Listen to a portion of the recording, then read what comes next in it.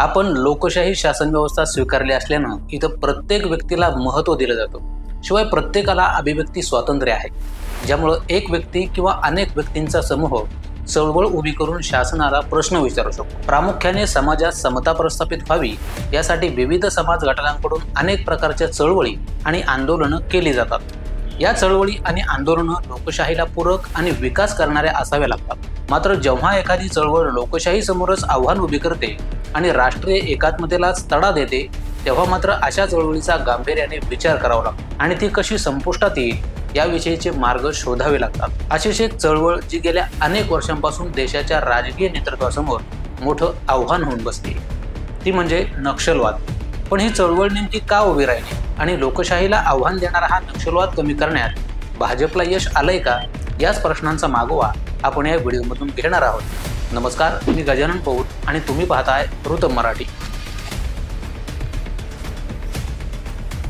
आधी आपण नक्षलवादाचा उगम कसा, कुठं आणि का झाला ते जाणून घेऊयात। तर भारतात सर्वात पहिल्यांदा नक्षलवादाची सुरुवात पश्चिम बंगालमध्ये 1960च्या दशकात झाली होती।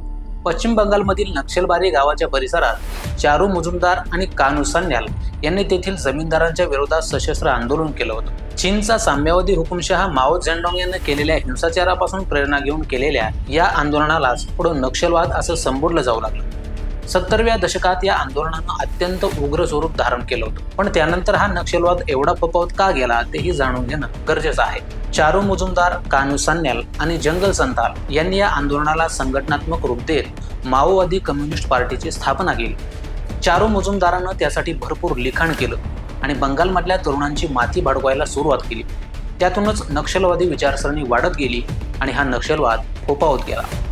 निष्पाप सामान्य जनतेला व्यवस्थेविरोधात भडकवण्यात नक्षलवाद्यांना मोठ्या प्रमाणात यश आलं। प्रशासनातील भ्रष्टाचारामुळे ग्रामीण भागातील गरीब लोकांना शासकीय योजनांचा पुरेसा लाभ मिळत नाही, याचाच फायदा घेत लोकांची माथी भडकवली जातात। दुर्गम भागात प्रशासन कमकुवत असतं, त्यामुळे अशा भागात नक्षलवाद जोमाने फोफावतो। जरी शासन प्रशासनाने दुर्गम ग्रामीण वनवासी भागाचा विकास करायचा ठरवलं तरी देखील नक्षलवादी तो विकास होऊ देत नाहीत। तिथं प्रशासनाला विरोध होतो। प्रसंगी विकास कामं करायला आलेल्या सरकारी कर्मचाऱ्यांना मारलं जातं। गडचिरोली हे त्याचं एक ज्वलंत उदाहरण आहे। अनेक वेळा स्थानिक ग्रामस्थांना नक्षलवाद्यांच्या या तथाकथित लढ्यात सामील व्हायचं नसतं, मात्र नक्षलवाद्यांच्या भीतीपोटी ते सरकार विरोधात जातात। 2011 साली तत्कालीन पंतप्रधान मनमोहन सिंग यांनी नक्षलवाद म्हणजे देशाच्या सुरक्षेला असलेला सर्वात मोठा धोका आहे असं म्हटलं होतं। हा नक्षलवाद संपवायचा असेल तर विकास हा सर्वात मोठा मार्ग आहे असंही त्यांनी म्हटलं होतं। मात्र त्यावेळी राज्यात काँग्रेस राष्ट्रवादी काँग्रेस आघाडीची आणि देशात युपीएची सत्ता असतानाही हा नक्षलवाद कमी होऊ शकला नाही। काँग्रेस सरकारच्या आणि आता भाजप सरकारच्या कार्यकाळातील आकडेवारीवर नजर टाकली तर यामध्ये खूप तफावत पाहायला मिळते। गेल्या वर्षी 7 ऑगस्ट रोजी केंद्रीय गृहराज्यमंत्री नित्यानंद राय यांनी नक्षलवाद संबंधित आकडेवारी संसदेत सादर केली होती। यामध्ये त्यांनी सांगितलं की 2010च्या तुलनेत 2024 मध्ये नक्षलवादी घटनांमध्ये 73% घट झाली आहे। त्याचप्रमाणे या नक्षलवादी घटनांमध्ये होणाऱ्या मृत्यूमध्येही 86% घट झाली आहे।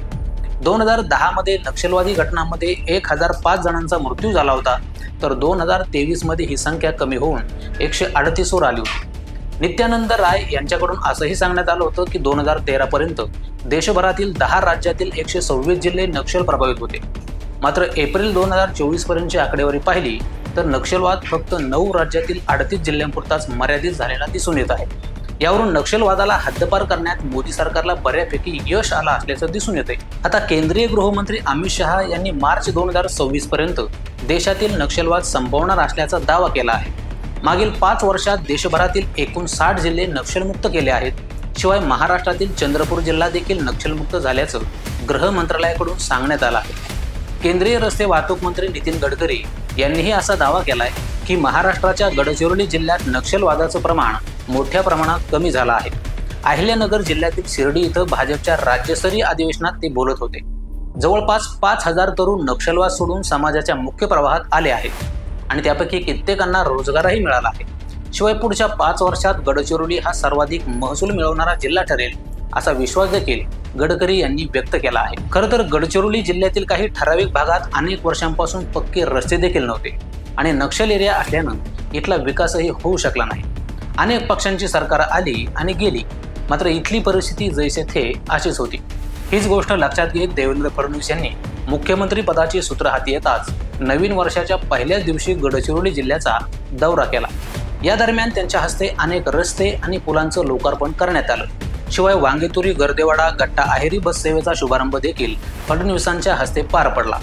विशेष बाब म्हणजे भारत स्वतंत्र झाल्यापासून ते आतापर्यंत या भागात अजूनपर्यंत एसटी धावली नव्हती, पण तब्बल 76 वर्षांनंतर केवळ देवेंद्र फडणवीस यांच्या पुढाकारातून ती धावली अशी भावना स्थानिकांकडून व्यक्त होत आहे। मुख्यमंत्र्यांचं गडचिरोली दौऱ्यातील फक्त एवढंच यश नाहीये, तर आणखीन एक सकारात्मक गोष्ट म्हणजे यावेळी 11 नक्षलवाद्यांनी मुख्यमंत्र्यांच्या उपस्थितीत आत्मसमर्पण केलं आहे।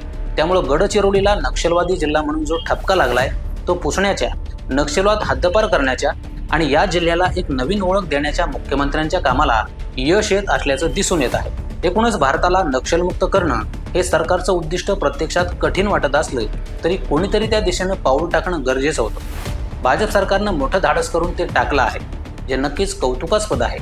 तर सरकारच्या धाडसाबद्दल तुम्हाला काय वाटतं ते कमेंट करून जरूर सांगा आणि असेच माहितीपूर्ण व्हिडिओज पाहण्यासाठी वृत्त मराठी न्यूजला सबस्क्राईब करा।